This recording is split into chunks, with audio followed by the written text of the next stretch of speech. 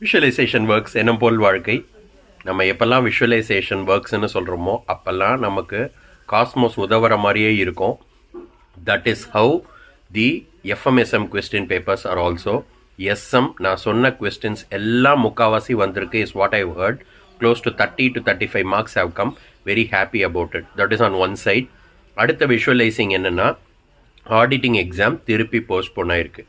15th இருந்த exam 19th postpone ஆகுதுன்னு சொல்லி it has already come. But ஆனால் இன்னைக்கு 17th another time they have postponed it. So 19th exams நடக்கலை.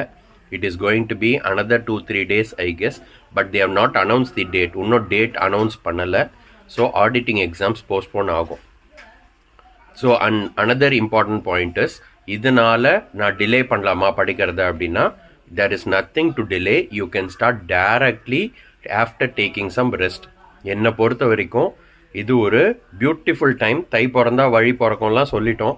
But it has already started working out for people who have written group 2 because there is a really big gap of casting எக்ஸாமுக்கு. ஏற்கனவே நீங்கள் முன்னாடி leave படிச்சிருப்பீங்க. எஃப்எம்எஸ்எம்க்கு close to 3-4 days leave. ஆடிட்டிங்க்கும் இதே மாதிரி இருக்கும்போது it is just a boon for all the people who are writing group 2.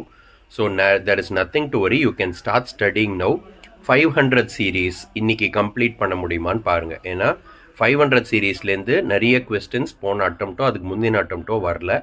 Let's concentrate on what is important for the exam. அவங்க எப்போ வேணால் எக்ஸாம் வைக்கட்டும். We will continue what we are doing. Next important thing is, sir இப்போ இதனால் question பேப்பரில் ஏதாவது alteration இருக்குமா, இல்லை ஏதாவது டஃப்பாக இருக்குமா? அதெல்லாம் எதுவும் நடக்காது. நீங்கள் பாட்டுக்கு ப்ரொசீட் பண்ணலாம். அடுத்த important doubt, sir CA foundation exams நாளிலேருந்து ஆரம்பிக்குது, அதனால ஏதாவது அடி விழுமா? அதுவும் அடி விழாது. It will just keep on be continuing. So there is nothing for a delay. 19th exam auditing exam postpone ஆயிருக்குங்கிறது மட்டும்தான் நோட்டிஃபிகேஷனை தவிர there is going to be no other information. So everyone can just proceed further.